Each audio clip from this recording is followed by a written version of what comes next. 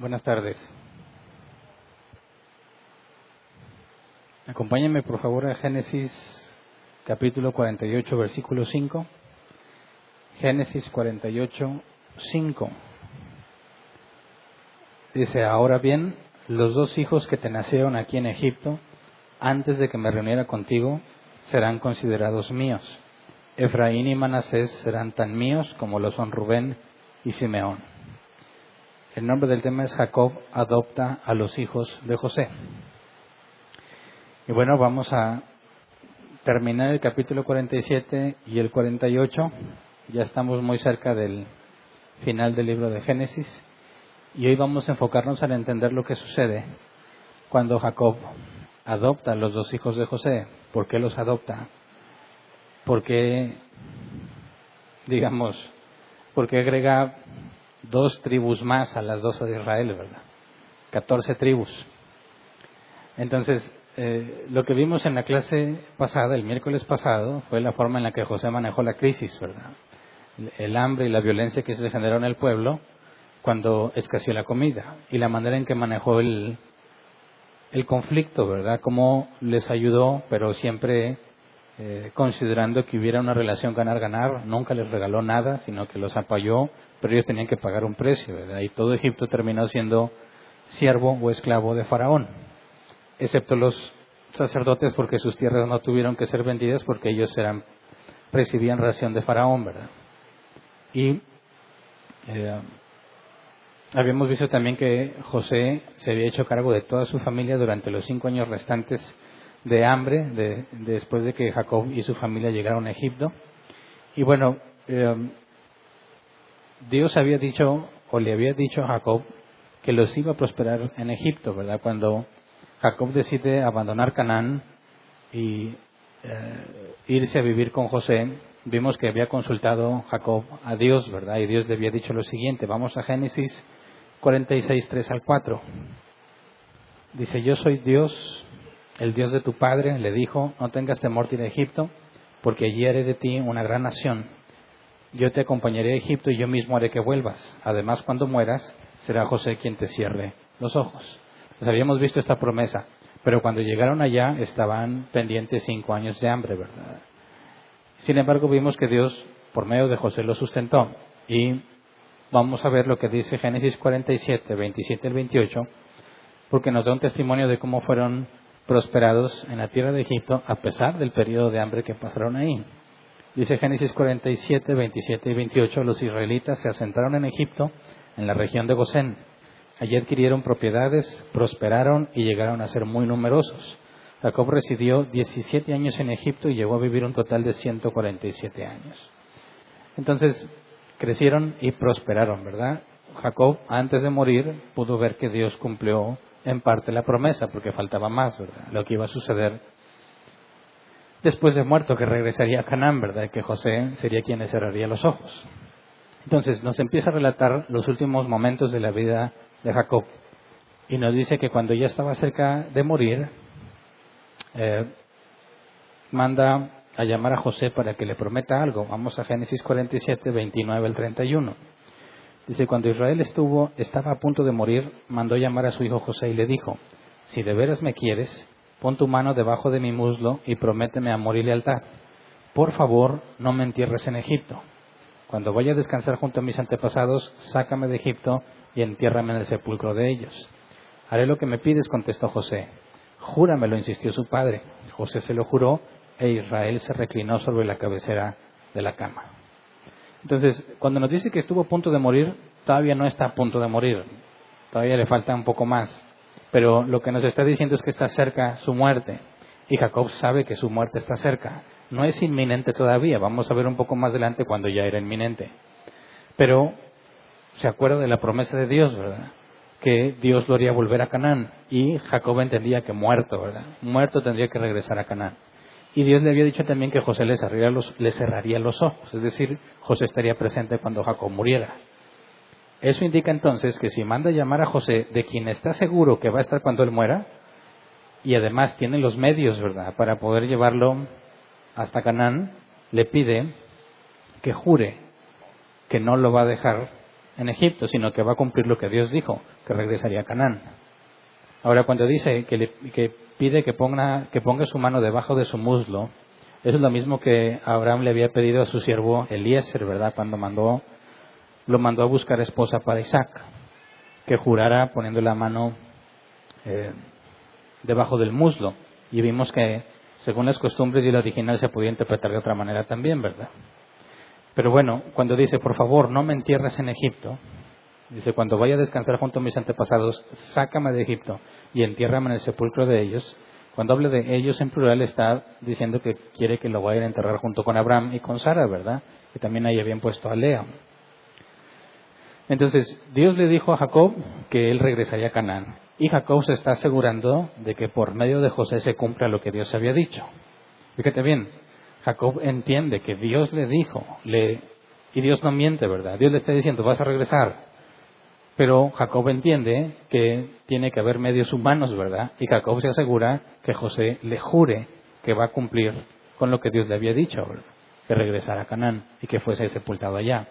Entonces podemos ver que a pesar de que Dios los prosperó en Egipto, Jacob anhela estar en Canaán, ¿verdad? Estar enterrado junto con sus padres en el lugar que Dios les había dicho que recibirían como herencia. Entonces, Jacob sigue anhelando, esperando en fe que Dios cumpla su promesa y que termine en la tierra prometida, ¿verdad? En Canaán. Luego cuando nos dice al final, Israel se inclinó sobre la cabecera de la cama. Este parece un detalle extraño, ¿verdad? Porque le pide a José que se lo jure, José se lo jura, y luego dice Israel se reclinó sobre la cabecera de la cama. Y dices, ¿qué detalle es este que Moisés nos escribe, ¿verdad? ¿O qué significa? Y pareciera que no tiene ningún sentido, pero si vamos a 1 de Reyes, capítulo 1, versículo 41, no, mejor 46 al 48. 1 de Reyes 1, 46 al 48 dice, además Salomón se ha sentado en el trono real, y los funcionarios de la corte han ido a felicitar a nuestro Señor, el rey David. Hasta le desearon que su Dios hiciera el nombre de Salomón más famoso todavía que el de David, y que engrandeciera el trono de Salomón más que el suyo. Ante esto, el rey se inclinó en su cama y dijo, alabado sea el Señor Dios de Israel, que hoy me ha concebido ver a mi sucesor sentarse en mi trono. Y esta parte de inclinarse en su cama es lo mismo que nos dice en hebreo que hizo Jacob. Entonces podemos entender que lo que Jacob hizo cuando Moisés nos dice que se reclinó sobre la cabecera de la cama es que se puso a adorar a Dios en agradecimiento. ¿Qué le agradece? Bueno, que José ya le juró que lo va a regresar, que se va a cumplir lo que Dios había dicho. Entonces, poco tiempo después, es decir, Jacob sabía que se acercaba a su muerte, ¿verdad? Pero no era inminente. Manda a traer a José, hace que le jure que lo va a regresar a Canaán y que lo va a enterrar con Abraham en la cueva de Macpela. Pero luego se vuelve inminente la muerte de Jacob, porque se enferma y le avisan a José, Génesis 48:1. Poco tiempo después le informaron a José que su padre estaba enfermo. Entonces fue a visitarlo y llevó consigo a sus dos hijos, Manasés y Efraín. Era muy probable que ya estando tan viejo, sabiendo Jacob que su muerte estaba cerca y luego se enferma, lo más seguro es que no va a poder vivir o sobrevivir esa enfermedad. Así que José parece estar consciente de que es muy probable que sean los últimos momentos de su padre y se lleva a sus dos hijos con él. Y fíjate que se menciona primero Manasés y Efraín porque Manasés era el mayor, ¿verdad? Sin embargo, en el pasaje que leímos inicial, donde dice que Jacob adopta a los hijos de José, se menciona primero Efraín. Recordemos que en aquel entonces la persona que se menciona primero es la que tenía mayor importancia. En este caso, el mayor, el primogénito, debería mencionarse primero. Sin embargo, cuando Jacob adopta a los hijos de José, menciona primero al menor, que es Efraín. Pero bueno, lleva a sus dos hijos. Es muy probable que José está consciente de que quizás son los últimos momentos de su padre. Cuando Jacob se entera de que José ya viene, hace un esfuerzo por sentarse en la cama y le pide algo inusual. Génesis 48, 2 al 6.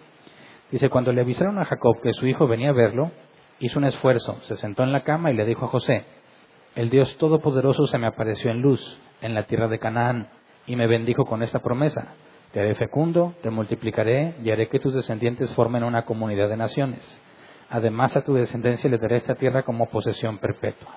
Ahora bien, los 2 hijos que te nacieron aquí en Egipto, antes de que me reuniera contigo, serán considerados míos. Efraín y Manasés serán tan míos como lo son Rubén y Simeón. Los hijos que tengas después de ellos serán tuyos, y a través de sus hermanos recibirán su herencia. Entonces, ¿por qué los adopta, verdad? No estaban en adopción, no les faltaba nada a los muchachos, ¿verdad? Siendo hijos del gobernador de Egipto, ¿qué podría necesitar que Jacob les diera? Entonces, hay que analizar con detalle esto, porque es importante. Le dice, a ver, Jacob le dice a José, ven, si José ya sabe que son los últimos momentos de su padre, entonces va a recibir la bendición patriarcal. ¿Se acuerdan de Jacob y de Esaú peleando por la bendición de su padre Isaac? Entonces, lo mismo sucedió con Abraham, ¿verdad? Incluso con Noé. Entonces, si José está consciente que esos son sus últimos momentos, muy seguramente, entonces se lleva a sus 2 hijos. Tal vez es el último momento en que van a ver a su abuelo paterno. Y luego Jacob los recibe y les dice, ¿sabes qué? Voy a adoptar a tus 2 hijos. Bueno, si tú fueras José, ¿qué pensarías? ¿Y por qué, verdad? ¿Por qué querrías adoptar a mis 2 hijos? Y lo más interesante es que José no se opone, ni pregunta por qué. Lo que indicaría que hay algo que José entiende. Hay algo que José entiende de lo que Jacob está haciendo, pero para nosotros es complejo comprenderlo, ¿verdad? Entonces, le está diciendo, tus 2 hijos ahora van a ser míos, ¿verdad? Eso implica que como está a punto de morir y tiene que dejar herencia, la bendición que peleaban Esaú y Jacob era la de primogénito, ¿verdad? Y sabemos y habíamos visto que en aquel entonces la herencia se repartía por igual con los hijos, pero al primogénito se le daba la doble porción, ¿verdad? El hijo primogénito merecía doble porción. Entonces, lo que le dice Jacob a José es que tus 2 hijos van a ser mis hijos a partir de este momento, antes de que muera. Por consecuencia, van a heredar de Jacob. A ellos 2, a Efraín y a Manasés, no les corresponde herencia de parte de Jacob, porque son hijos de José, ¿verdad? A José le corresponde herencia. José es el primogénito de Raquel, pero Rubén es el primogénito de Lea. Entonces, ¿qué es lo que está haciendo Jacob? Cuando le dice, tus 2 hijos ahora son míos, eso implica que José va a recibir herencia, pero de parte, o sea, en doble parte, ¿verdad? Lo que recibiría José va a ser dado a sus 2 hijos. Si los 2 hijos de José son ahora hijos de Jacob, cada uno recibe una parte, pero son los 2 hijos de José, ¿verdad? Eso implica que a José se le está dando doble porción, lo que implica que se le están dando los derechos de primogénito. ¿Me explico?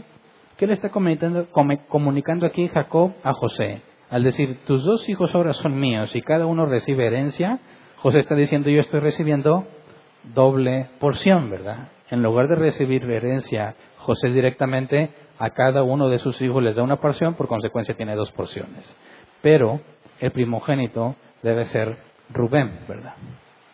Ahora, Jacob está dándole los derechos de primogenitura al hijo mayor de la esposa a quien realmente amaba, ¿verdad? Pero eso es precisamente lo que Dios prohibió cientos de años después, que después hacemos el cálculo más exacto. Deuteronomio 21, 15 al 17, en la ley de Moisés se prohíbe precisamente eso que está pasando aquí. Dice, tomemos el caso de un hombre que tiene 2 esposas y que ama una de ellas, pero no la otra. Ambas le dan hijos y el primogénito es el hijo de la mujer a quien no ama. Haz de cuenta que están hablando de Jacob, ¿verdad? Con los hijos que tuvo con Lea y los hijos que tuvo con Raquel. Tuvo primero hijos con Lea, así que el primogénito es de Lea, de la que no ama. Versículo 16. Cuando tal hombre reparta la herencia entre sus hijos, no dará los derechos de primogenitura al hijo de la esposa a quien ama, ni lo preferirá en perjuicio de su verdadero primogénito, es decir, el hijo de la esposa a quien no ama. Pero eso es precisamente lo que Jacob está haciendo, ¿verdad? Le está dando los derechos de primogenitura al primogénito de la mujer que ama. Versículo 17. Más bien reconocerá este como el primogénito y le dará una doble porción de sus posesiones. Ese hijo es el primer fruto de su vigor y a él le pertenece el derecho de primogenitura.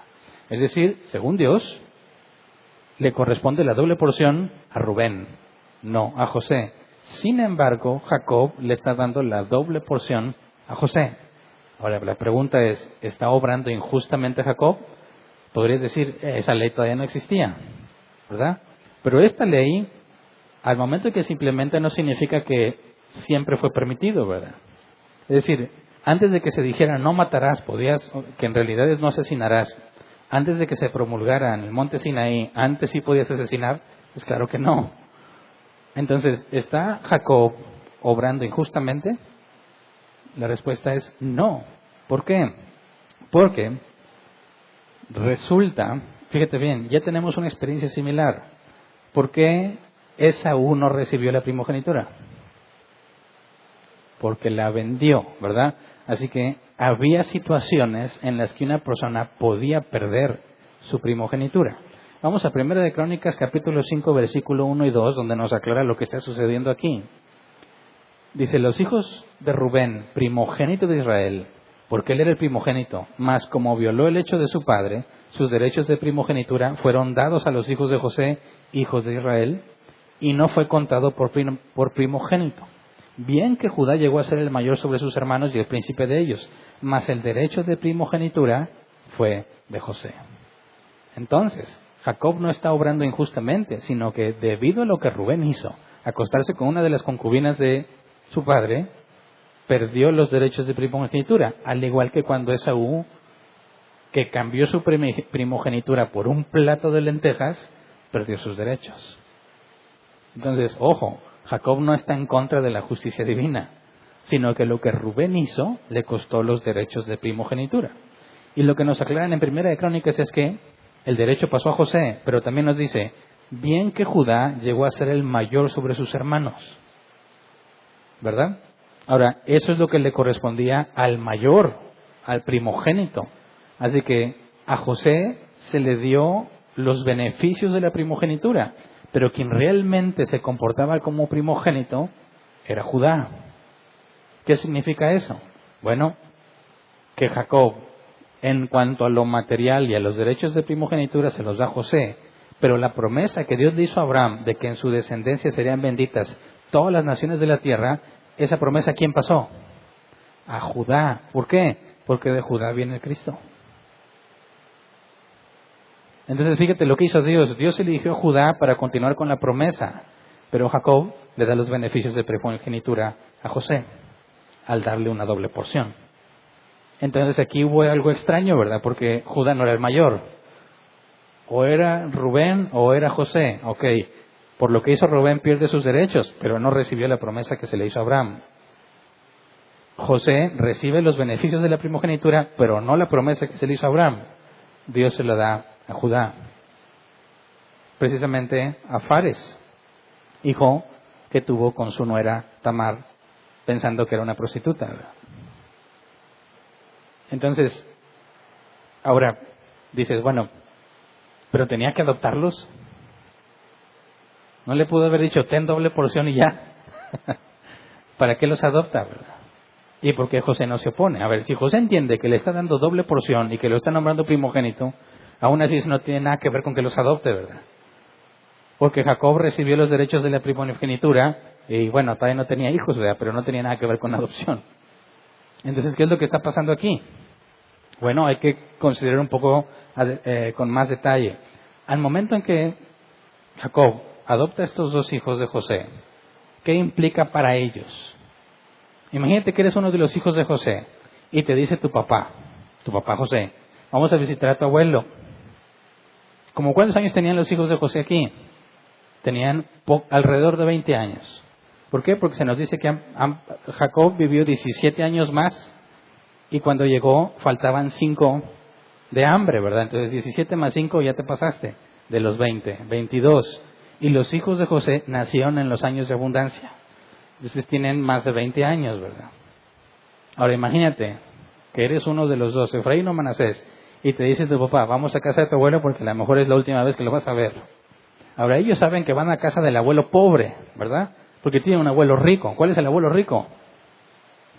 El de parte de su mamá, que es el sacerdote de la ciudad dedicada al dios Sol. Es el de los más influyentes que hay. Entonces ellos tienen un abuelo rico y un abuelo pobre, ¿verdad? El abuelo rico que es respetado por todo Egipto y el abuelo pobre que es pastor de ovejas, despreciado por todo Egipto. Y que por eso vive en una región donde solamente viven ese tipo de personas, dedicados al pastoreo, la región de Gosén. Entonces, tu papá José te dice, vamos a ver a tu abuelo el pobre. Llegas ahí y resulta que ahora eres hijo de tu abuelo pobre. Eso implica que ellos ya no pueden reclamar herencia de José, ni de su abuelo materno. Ahora, siendo José quien era, ¿qué le correspondía a sus hijos en Egipto? Podían suceder o ser los sucesores de José en Egipto, incluso de su abuelo materno. Pero cuando los adopta Jacob, pierden en automático toda posible herencia y beneficio que iban a recibir de Egipto, porque ahora se convierten en lo despreciado entre los egipcios, pastores de ovejas. ¿Cómo te sentirías si fueras uno de los hijos de José? Que en un instante perdiste todo. Ya no puedes reclamar nada de lo que tu padre hizo, ni de lo que tu abuelo materno ha hecho. Te conviertes en lo despreciado de Egipto. Están en el máximo de Egipto. Esa visita con su abuelo los deja en lo más bajo de Egipto. Ahora, no hay ninguna queja de José. ¿Qué es lo que está pasando aquí? ¿Por qué José no dice, oye papá, no, a mis hijos tienen una vida asegurada aquí, ¿verdad? Pero no reclama, ni se queja y lo acepta. ¿Qué está pasando aquí? Bueno, fíjate bien. Vamos a Génesis 15, versículo 12 al 16. Algo que Dios le mostró a Abraham. Génesis 15, 12 al 16. Dice, al anochecer, Abraham cayó en un profundo sueño y lo envolvió una oscuridad aterradora. El Señor le dijo, debes saber que tus descendientes vivirán como extranjeros en tierra extraña, donde serán esclavizados y maltratados durante 400 años. Pero yo castigaré a la nación que los esclavizará, y luego tus descendientes saldrán en libertad y con grandes riquezas. Tú, en cambio, te reunirás en paz con tus antepasados y te enterrarán cuando ya seas muy anciano. 4 generaciones después, tus descendientes volverán a este lugar, porque antes de eso no habrá llegado al colmo la iniquidad de los amorreos. Ahora, Jacob, antes de morir, entiende perfectamente cuál es la nación que los va a esclavizar, específicamente de la cual Dios dice que los va a castigar y va a hacer que salgan de ahí con riqueza. ¿Cuál es esa nación? Egipto. ¿Qué pasa si Jacob no adopta a los hijos de José? Siguen siendo parte de la nación de Egipto y están destinados ¿a qué? A la destrucción que está profetizada desde que Dios le habló a Abraham. Entonces, ¿en qué piensa Jacob cuando los adopta? En librarlos de Egipto, de lo que va a pasar. Jacob sabe que es cuestión de tiempo, que si Manasés y Efraín se arraigan ahí, continúan con su linaje egipcio, van a ser destruidos cuando Dios venga a salvar a su pueblo. Entonces, siendo Jacob, o teniendo la autoridad patriarcal que tiene, y sabiendo que José estaba con él, pero fue a Egipto y que Dios lo usó para librarlos, bueno, ¿cómo le haces para librar a los hijos de José de la destrucción que van a experimentar? Los adopto. Dejan de ser egipcios. Ahora, se vuelven lo peor para los egipcios, pero se vuelven parte del pueblo de Dios y van a tener que tener descendencia con el pueblo de Dios. Y cuando venga el cumplimiento de esta palabra de Dios, van a ser librados en lugar de castigados. ¿Me explico? Entonces, además de que le está dando doble porción a José porque es hijo mayor, está librando a Efraín y Manasés de la destrucción que vendrá sobre los egipcios. Los libra de la idolatría, de los placeres de Egipto, de la vida que iban a llevar ahí, y los hace parte del pueblo de Dios. Ahora, si tú fueras José y entiendes que eso está pasando, ¿te quejarías? ¿Te opondrías? Claro que no, al contrario, porque José no podría hacer eso. Entonces, ¿cómo se habrán sentido los hijos de José? Pues depende. ¿José los instruyó en las cosas de Dios o no? Si no los instruyó en el camino de Dios, van a estar molestísimos, enojados. Pero si José los instruyó en el camino del Señor, estarían agradecidos, porque conocerían muy bien las promesas que Dios le había hecho a Abraham, a Isaac y a Jacob. Y es más, ellos estaban ahí mientras Jacob dice su plan de adoptarlos, antes de que los adopte formalmente, porque aquí está registrado cuándo son adoptados formalmente. Antes de eso, ellos estaban escuchando y no hay registro de que se opongan, lo cual indicaría que ellos conocían al Dios de Israel, ellos conocían las promesas y ellos tenían el contexto de lo que Jacob está hablando.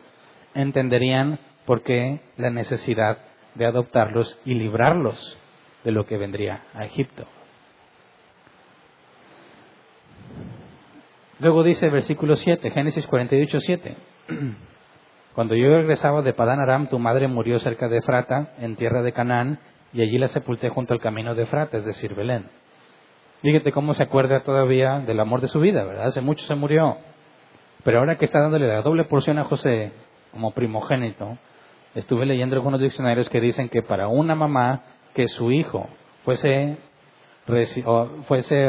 le fuesen dados los derechos de primogenitura, a pesar de que no fuera la esposa, bueno, ella era la esposa principal, pero su hijo realmente no le correspondían los derechos, se supone que era algo de mucho honor, ¿verdad?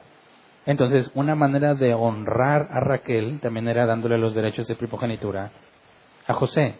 Y la menciona, se acuerda de ella y se acuerda cuando la perdió, ¿verdad? Tu madre murió cerca de Efrata, en tierra de Canaán. Allí la sepulté junto al camino de Efrata, es decir, Belén. Es muy viejo, casi no ve, pero no se le olvida a la mujer que amó toda su vida, ¿verdad? La única con la que debió de casarse, pero que Labán le jugó chueco, ¿verdad? Luego Jacob se da cuenta de que hay dos personas más además de José. Versículo 8 al 9. Dice, al ver a los hijos de José, Israel preguntó, ¿y esos chicos quiénes son? Son los hijos que Dios me ha concedido aquí, le respondió José a su padre. Entonces Israel les dijo, acércalos por favor para que les dé mi bendición. Ahora, fíjate bien, no los reconoce, ¿verdad? ¿Quiénes son estos chicos que están aquí? Es decir, que mientras le estuvo platicando a José lo que pretendía hacer con la adopción y que le está dando los derechos de primogenitura, ahí estaban los dos hijos de José escuchando todo, ¿verdad? Entonces Jacob de repente los ve y dice, ¿y estos quiénes son, verdad? Ah, pues son mis hijos. Ahora, ¿los conocía o no? ¿O nunca los había visto? ¿O hace muchos años que no los veía? ¿Qué crees tú? ¿Tú crees que José, viviendo relativamente cerca de Gosén, nunca los visitó? ¿Nunca llevó a los hijos José nunca llevó a sus hijos porque conocían a su abuelo? Yo digo que sí. Entonces, ¿por qué no los reconoce? Bueno, por lo que nos dice el versículo 10. Israel ya era muy anciano y por su avanzada edad casi no podía ver. Ah, bueno. Esto es un caso muy similar al de Isaac. ¿Se acuerdan de qué se valió Jacob para engañar a su padre Isaac? De que no veía bien, ¿verdad? Entonces vemos que tenía un problema muy similar por la edad avanzada Jacob. Sabe que ahí está José, pero no reconoce a los otros dos. José le dice, son mis hijos. Ah, bueno, entonces tráelos acá para bendecirlos. Es decir, va a efectuar tanto la bendición patriarcal como la adopción. Entonces, Génesis, versículo 11 y 12, dice, luego le dijo a José, ya había perdido la esperanza de volver a verte y ahora Dios me ha concedido ver también a tus hijos. José los retiró de las rodillas de Israel y se postró rostro en tierra. Es decir, este fue el momento preciso en el que fueron adoptados. ¿Cómo lo sabemos? Vamos a Génesis 33, y aquí está la clave. Fíjate el detalle. Moisés nos dice, José los retiró de las rodillas de Israel. ¿A quiénes? A sus dos hijos. Imagínate los de veintitantos. Jacob muy apenas puede y se sienta en la cama. Bueno, se tuvieron que sentar en sus rodillas. ¿Por qué? Por lo que dice aquí en Génesis 33. Dice, aquí tienes a mi criada Bilhá, propuso Raquel. Acuéstate con ella. Así ella dará luz sobre mis rodillas y por medio de ella también yo podré formar una familia.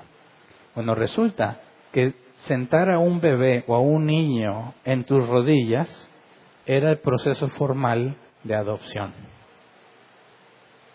Por eso decía Raquel, los hijos que tenga Bilhá sobre mis rodillas, dice, por medio de ella yo podré formar una familia. Es decir, ella iba a adoptar a los hijos de Bilhá, su criada, cuando los tuviera en sus rodillas. ¿Qué es lo que José hace cuando Jacob le dice, tráelos acá? Los pone en sus rodillas. Ese es el momento en el que José entrega a sus hijos para que sean adoptados. Cuando los retira de sus rodillas, ya no son hijos de él. Ahora son los hijos de Jacob. Pero notemos cómo José está colaborando con la adopción. No se niega, no se opone, y los hijos tampoco, ¿verdad? Lo que a mí me lleva a pensar que están conscientes de lo que Jacob está haciendo. Que la adopción es una manera de integrarlos a las promesas de Dios y librarlos de lo que va a pasar con Egipto. Ahora, al momento en que Jacob ya tiene 2 hijos más, entonces ¿cuántas tribus hay? Ya tenía 12 y adoptó a 2, ¿verdad? Ahora, en distintas partes en la Biblia se mencionan las tribus de Israel y no siempre se mencionan los mismos. Por ejemplo, en Apocalipsis 7, no lo vamos a leer, cuando habla de los 144,000, menciona a José como una de las tribus y menciona a Manasés, pero no menciona a Efraín. Luego en Números 1 se menciona a Efraín y a Manasés, pero no a José. Hay como 6 listas en la Biblia donde se nombran las tribus y no todas coinciden. Entonces más adelante vamos a ver cómo está esto de que siempre mencionan a 12, pero no siempre son las mismas, ¿verdad? Entonces, cuando habla de los hijos de Israel, no tiene nada que ver con Efraín y Manasés. Cuando reparten las tierras, sí están ahí Efraín y Manasés.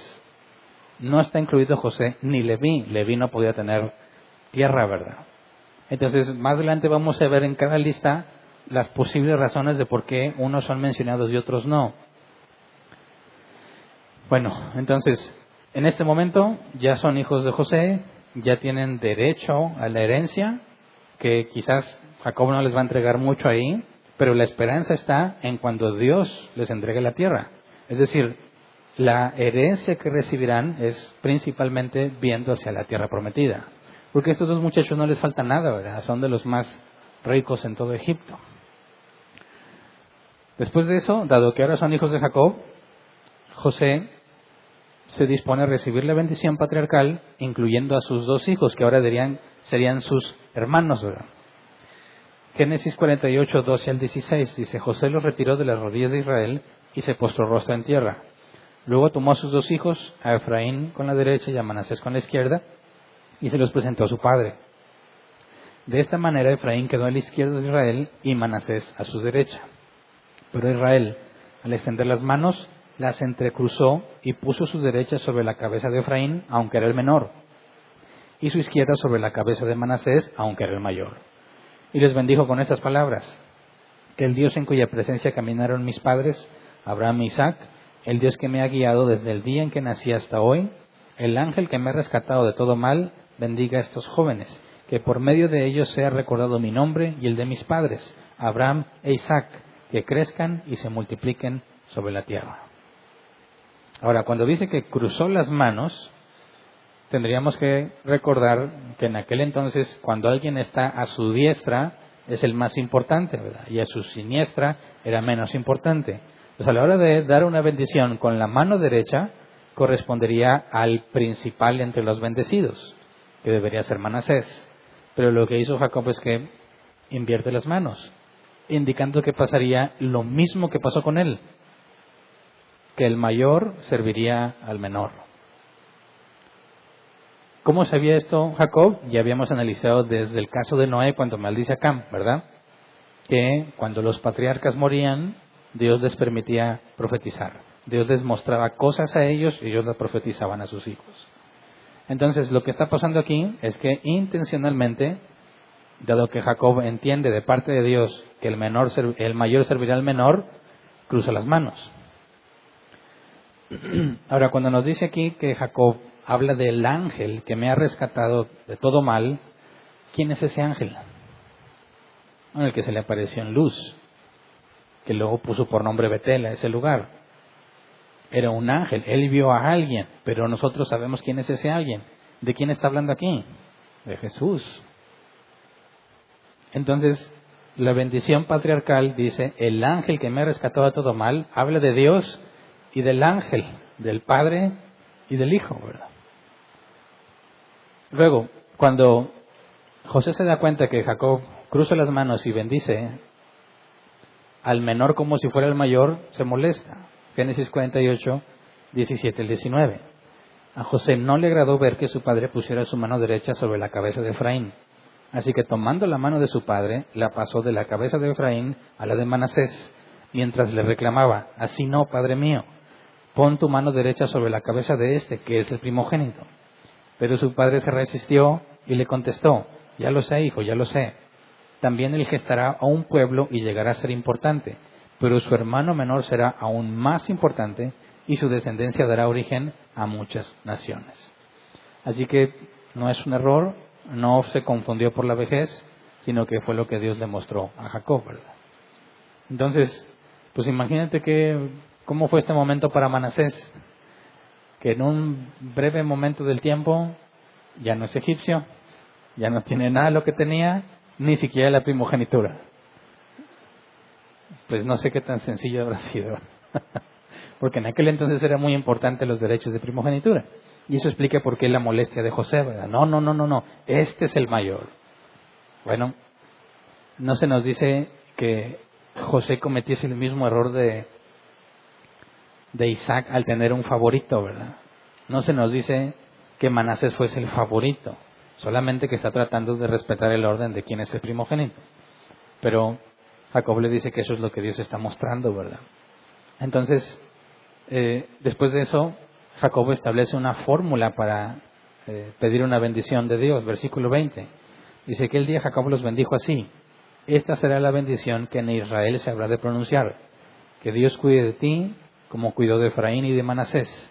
De este modo Israel dio a Efraín la primacía sobre Manasés. Ahora, algunos diccionarios que encontré dicen que los israelitas usan esta fórmula hasta el día de hoy para bendecir a sus hijos.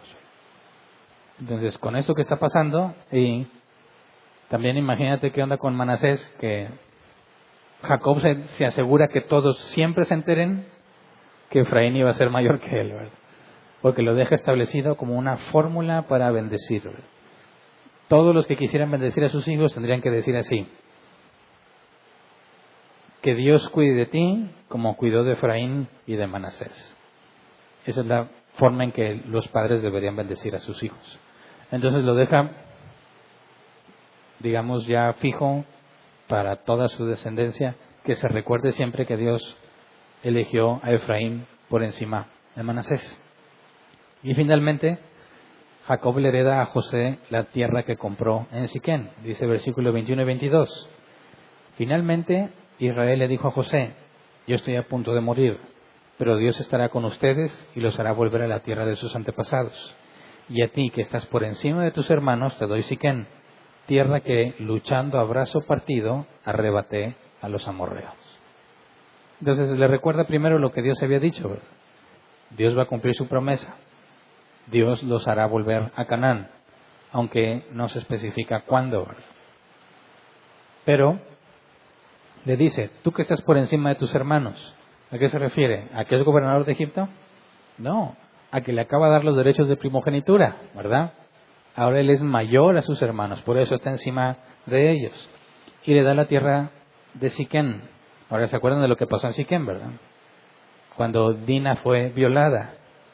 Y Rubén, Simeón y no me acuerdo quién más fueron acompañados de los demás hijos de Jacob y mataron a todos los hombres que se habían circuncidado, que eran todos los hombres de ese lugar. Y que Jacob estaba angustiado porque pensaba que se iban a reunir los pueblos vecinos y los iban a atacar. Ahora, no está registrada ninguna lucha por esa tierra, ¿verdad? Pero es probable que se refiera a que, como Jacob y los suyos tuvieron que huir de ahí, y él había comprado la parcela de Hamor, ¿verdad? Hamor, padre de Siquén, se la había comprado a él. Ellos tuvieron que huir por lo que habían hecho sus hijos, y no está mencionado ninguna lucha por ese lugar.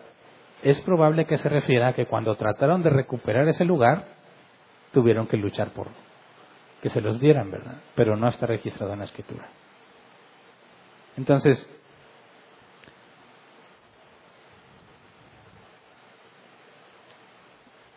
queda poco para entrar al periodo del Éxodo.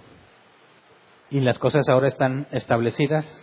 Simplemente lo que restaba era esperar a que se cumpliera el punto en que Dios los liberaría. El momento en que, antes de que José muera, todavía tienen paz. Los problemas se presentan después de que José muere. Pero fíjate bien, quisiera adelantarme un poco a eso. José muere y no hay registro de que haya tenido más hijos. Si los dos únicos hijos que tuvo ya no son descendientes de José, sino de Jacob, José muere y nos dice que se levantó un faraón que no conoció a José y entonces tuvieron temor de los israelitas y los oprimen. Bueno, ¿qué provocó que se olvidaran de José? ¿Por qué no había nadie que hablara o que defendiera lo que José había hecho? Porque Jacob adoptó sus hijos. Entonces, los está librando, pero es precisamente eso lo que lleva a que se olviden de todo lo que pasó con José y que ataquen a los israelitas.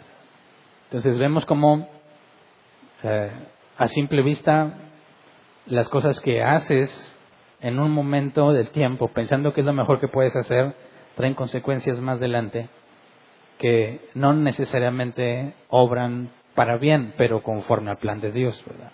Sobre todo lo que pasa en el capítulo siguiente, cuando tiene que bendecir a todos sus hijos en su lecho de muerte. Jacob empieza a sacar problemas del pasado, lo que hizo su hijo mayor, lo que hicieron otros hijos, y te lleva a preguntar ¿por qué si son cosas que ya pasaron? Bueno, pero son consecuencias, y a pesar de que somos perdonados, eso no significa que la consecuencia es eliminada. Entonces cada cosa que hacemos trae consecuencias. Adoptar a los hijos de José, aunque los libre a ellos y de su descendencia, es lo que detona que no haya nadie recordando a José y que se ataque a los israelitas, ¿verdad? Las cosas que hicieron los hijos de Jacob les van a repercutir en la herencia que van a recibir. No van a recibir la bendición como los demás. Entonces podemos ver hasta aquí que Jacob vio en parte el cumplimiento de lo que Dios dijo que iba a pasar, pero confía en que Dios va a cumplir con su palabra. Y de esto nos habla la carta a los Hebreos, que Jacob por fe bendijo a los hijos de José y adoró postrado sobre su báculo. Fe. ¿En qué tenía fe? En que Dios cumpliría su promesa. Y aquí nos habla de algo más allá. ¿Por qué él quiere estar en Canaán cuando muera si ya está muerto? ¿Qué beneficio tenía? Bueno, lo que nos habla la carta a los Hebreos es precisamente que vea más allá del canal terrenal, sino de una tierra prometida, un lugar donde estaríamos con Dios. Pero más adelante vamos a analizar eso con más detalle, ¿verdad? La esperanza de Jacob, la esperanza de Abraham, la esperanza de Isaac, no radicaba solamente en esta tierra, ¿verdad? Ellos esperaban algo más. Y no tenían la información que nosotros ahora tenemos, ¿verdad? Tenemos información mucho más específica de lo que estamos esperando. Pero compartimos la misma esperanza. Llegar el día en que moramos, como vamos a ver que está a punto de morir Jacob, podremos decir, somos testigos de todo lo que Dios ha hecho con nosotros. Pero moriremos con la esperanza de que Dios cumplirá su promesa. A nosotros, ¿cuál es la tierra prometida? ¿Cuál? La Nueva Jerusalén. El cielo nuevo y tierra nueva, cuando estaremos con Él para siempre. Tenemos la promesa de que regresará y moriremos, a menos que Él venga antes, pero si no, moriremos y tendremos que albergar la misma esperanza que estos hombres, que Dios va a cumplir su palabra, ¿verdad? Por eso cuando Hebreos 11 habla de la fe, menciona a todos estos personajes, lo que vivieron, lo que conocieron en vida y la esperanza que tuvieron aún después de que saben que ya no iba a continuar con vida, de que morirían. Y estamos enfrentando lo mismo. Estamos a punto de ver el fin de la vida de Jacob. ¿Y te parece que vivió en prosperidad y en bienestar siempre? Claro que no, le pasó de todo, ¿verdad? De todo le pasó, pero Dios nunca lo abandonó.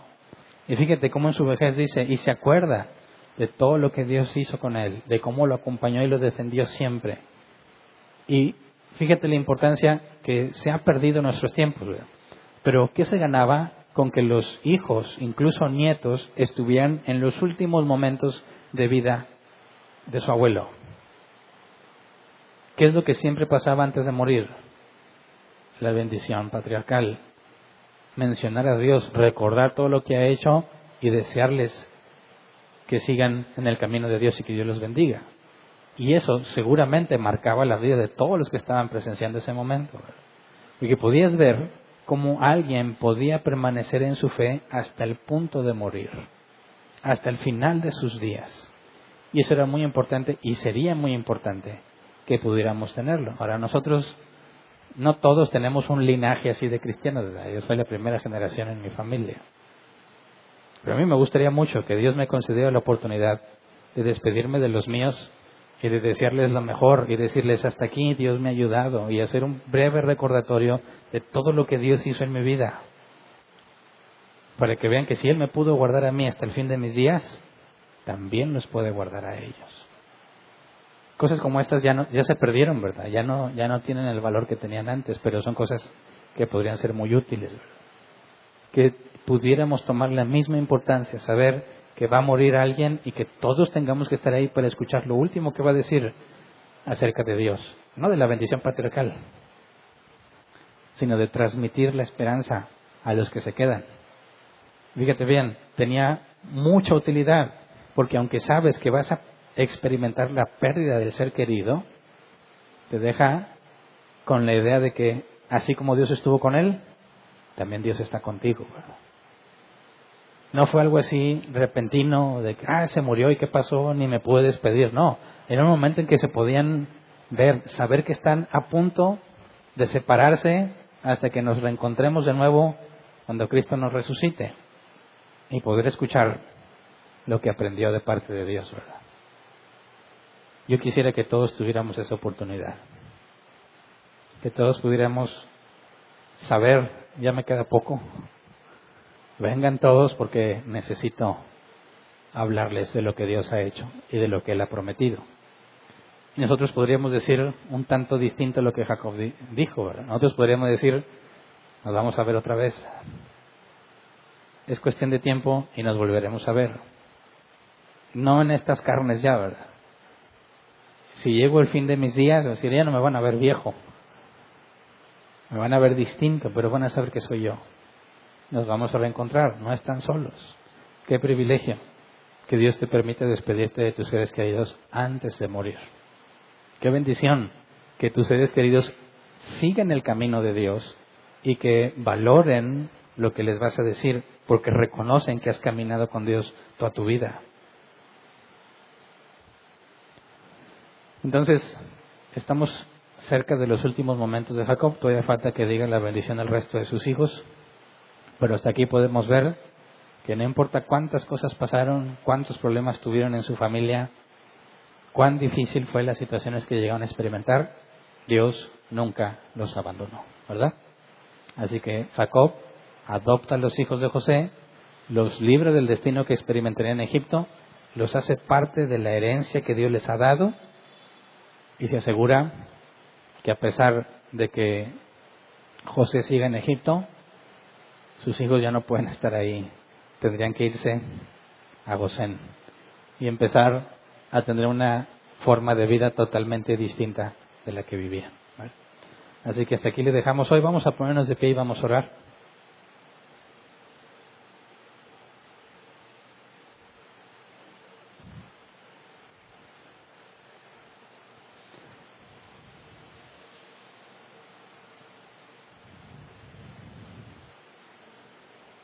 No debemos olvidar que Dios siempre cumple sus promesas, ¿verdad? Jacob les dice, yo estoy a punto de morir, pero Dios estará con ustedes y los hará volver a la tierra de sus antepasados. Con esa queda la esperanza. Nuestra esperanza es que nos volveremos a ver, ¿verdad? Si recordamos siempre que Dios es fiel, no importa los problemas que pasemos, vamos a hallar descanso. Vamos a encontrar paz en medio de la dificultad. Y yo veo a un Jacob tranquilo, sin miedo a la muerte, ¿verdad? A Dios le dio la oportunidad de saber que estaba a punto de morir. Quizás Dios no nos las dé a nosotros. No sabemos cuándo, simplemente nos iremos. Pero debemos tener la misma confianza, ¿verdad? No hay por qué temer a la muerte. el morir es ganancia, dice la Escritura. Pero eso indica que tienes la conciencia tranquila. Que puedes decir, me he esforzado. Como dijo Pablo, he guardado la fe, he corrido la carrera. No esperes decir eso hasta que ya estés viejo y crees que te vas a morir, porque te puedes ir en cualquier momento. Por eso, cada día que vivamos tenemos que decir, hoy corrí mi carrera, he guardado la fe. Si Dios me da vida mañana, qué bien. Si no, para mí el morir es ganancia. A eso me refiero con tener la conciencia limpia. No que nos pasa que a veces, no, Señor, todavía no me lleves, tengo mucho que hacer, ahora sí me voy a portar bien. Y eso normalmente lo pensamos cuando te enfermas, ¿verdad? No, ahora sí le voy a echar ganas, hoy así voy a orar. No, estás viviendo mal entonces, ¿verdad? Debemos estar preparados por si Dios nos llama hoy o mañana. Pero hay que tener la conciencia limpia. Decir, Dios, me he esforzado. He hecho la parte que me corresponde hasta donde entiendo. He luchado por apartarme de los pecados que conozco y por aplicar todo lo que me has dejado entender. Yo sé que me falta mucho, pero la conciencia la tengo tranquila. Yo sé que no es por mis méritos, sino por los de Cristo. Y que podamos decir, el morir es ganancia. Si los cristianos pensáramos así, me parece que nos tomaríamos la vida de una manera muy distinta. Entonces, vamos a orar y vamos a pedirle a Dios que nos ayude a valorar lo que nos has dado hasta el día de hoy. Señor, queremos agradecerte, porque así como Jacob al final de sus días reconoce que tú siempre lo ayudaste y estuviste con él, nosotros podemos decir lo mismo al día de hoy. Hemos cometido errores, hemos tropezado, sí, Señor, pero tú nos has concedido arrepentirnos y seguir buscando tu rostro. Nos has dado, Señor, perseverancia, nos has levantado y nos has dado nuevas fuerzas para seguir, y por eso te agradecemos, porque en medio de tantas dificultades, en medio de esta vida que a veces es amarga, tú has sido fiel. Tú has permanecido con nosotros, no nos has abandonado en ningún instante. Por eso queremos pedirte que nos ayudes a vivir con una conciencia tranquila, sabiendo que nos esforzamos cada día como corresponde, sabiendo que cada día hemos luchado por hacer lo que te agrada y luchado por dejar de hacer lo que no te agrada. Enséñanos, Padre, a caminar en confianza, sabiendo que si tropezamos podemos acudir a ti ante el trono de la gracia para encontrar perdón. Enséñanos, Padre, a ver la vida como tú la ves. Enséñanos a ver la vida como si fuera el último día, para poder vivirla como debe de ser, para poder disfrutar las horas que nos das, ya sea que estemos trabajando, estemos en la casa, con la familia, que lo que hagamos, Señor, podamos verlo desde la perspectiva de la muerte, no con temor, no con miedo a morir, Señor, sino sabiendo que debemos aprovechar nuestros días, que debemos aprovechar el tiempo que nos das para hacer lo que te agrada, para hacer lo correcto, porque no tenemos asegurado el día de mañana. Enséñanos, Señor, a caminar en justicia, a tener la esperanza, Señor, en nosotros, siempre sabiendo que tú cumplirás tu promesa, que ya sea que muera o no, tú vendrás por nosotros y nos reencontraremos todos nuevamente. Gracias porque tú eres fiel, gracias porque podemos confiar en ti y gracias porque nos sostienes en medio de todas las cosas. Amén. Pueden sentarse. Sección de preguntas. 15 minutos para responder. Tienes una pregunta, levanta tu mano y te llevan el micrófono. Preguntas relacionadas al tema. ¿Alguien tiene una pregunta? Acá adelante.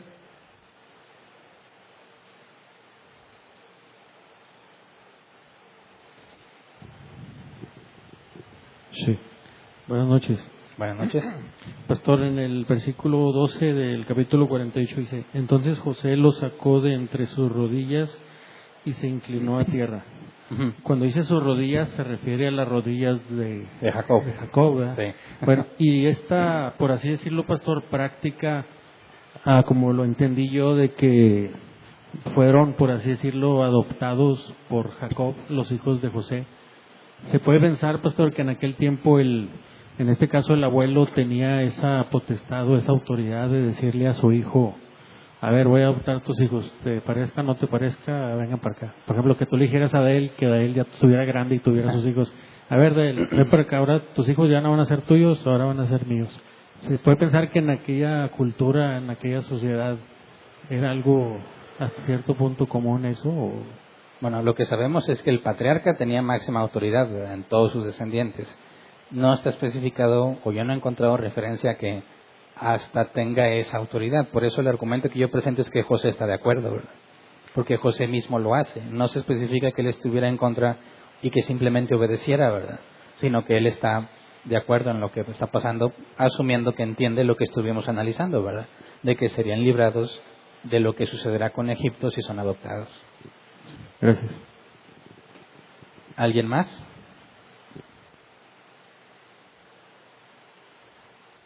¿No? ¿De nuevo? Acá había todo. Buenas noches. Buenas noches.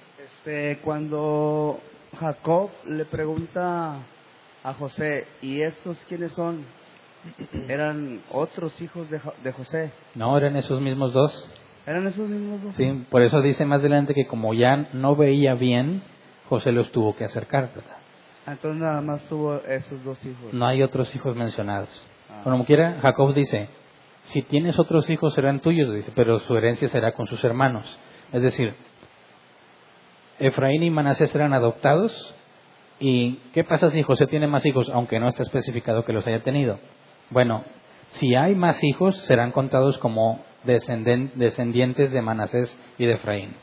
De manera que también está provisionando que si tuviese más hijos, no se quede en Egipto, sino que cuenten como descendencia de Efraín y Manasés. Gracias. ¿Alguien más? Aquí estaba la mano levantada. Sí, pastor, en esa misma pregunta que comenta el hermano,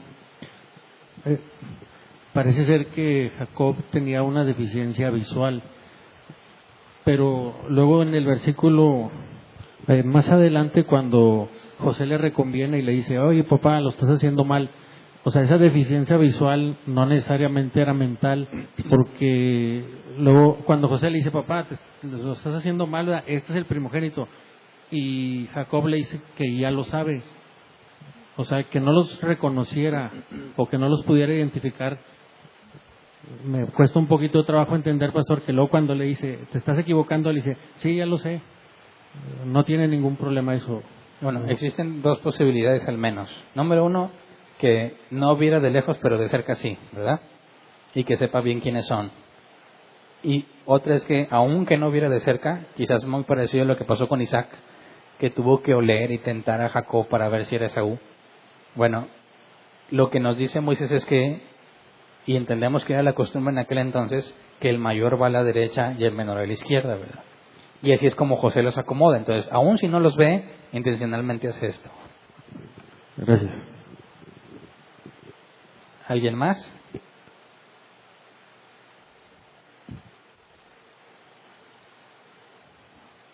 Sí. Estoy buscando el pasaje donde habla, donde no sé si era Santiago o Pedro, donde se dirige a las 12 tribus de Israel. Uh-huh. ¿Será que no quedó estipulado que a ellos los estaban considerados como hijos de Jacob? O sea, sí los adoptó, pero solo se tomaba en cuenta los hijos que había tenido directamente. Es que, o sea, oficialmente son adoptados, ¿verdad? Y son reconocidos como tribus. El punto es que hay que considerar detalladamente lo que se dice. Por ejemplo, si nos dice las 12 tribus de los hijos de Israel, se está haciendo referencia a los hijos naturales, no deberían estar mencionados Efraín y Manasés. Pero si menciona nada más las 12 tribus de Israel, como sucede en otros pasajes, están incluidos Efraín y Manasés. Entonces, lo que hay que analizar un poco más adelante es ver a qué se refiere. Si está hablando de los hijos de Israel o de la herencia de cómo se repartió la tierra prometida entre las tribus de Israel. Por ejemplo, mencioné yo Apocalipsis 7, donde está mencionado José y Manasés. Y puede ser complejo, porque si mencionas a Efraín y Manasés, pues ¿para qué mencionas a José, verdad? porque ellos dos son los descendientes de José. Sin embargo, en Apocalipsis nos habla de José y de Manasés, pero excluye a Efraín. Entonces, está complejo, ¿verdad? Porque eso abriría la posibilidad de que José tuviera más hijos. Pero nos había dicho que si había más hijos, se les contara como descendencia de Efraín y Manasés. Entonces, no queda muy claro, ni aún entre los comentaristas que yo leí, por qué a veces se menciona a José, cuando debieses mencionar nada más a sus dos hijos. Esas tribus fueron esparcidas por todo el mundo, ¿verdad? ¿Cómo? Las tribus, o sea, ellos fueron a poblar toda la tierra. Bueno, no, se quedaron en la tierra prometida y luego con distintas invasiones se dispersaron, pero se consideran que 10 tribus se perdieron, ¿verdad? Ajá. Y más adelante vamos a estudiar sobre eso, si realmente ya no se sabe quiénes son o hubo un remanente, ¿verdad?, que permanece. Sobre todo porque en Apocalipsis, en los 144,000, nos dice de cada tribu que pertenecen. Entonces, no podríamos decir que están totalmente perdidas, porque entonces no tendría sentido hacer la distinción de los 144,000 diciendo que pertenecen a cada tribu. Okay, gracias. ¿Alguien más? No. ¿Hay en línea?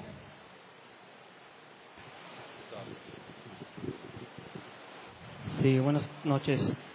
Dice, ¿cómo debería de despedirme de mis hijos en caso de un accidente donde no hay mucho tiempo para despedirse? En caso de un accidente, bueno, pues depende si son creyentes o no, ¿verdad? Si los hijos, o sea, si la familia es creyente y Dios te concede un momento para despedirte, bueno, yo creo que no hay una fórmula general, ¿verdad? No podríamos decir una fórmula para bendecirlos.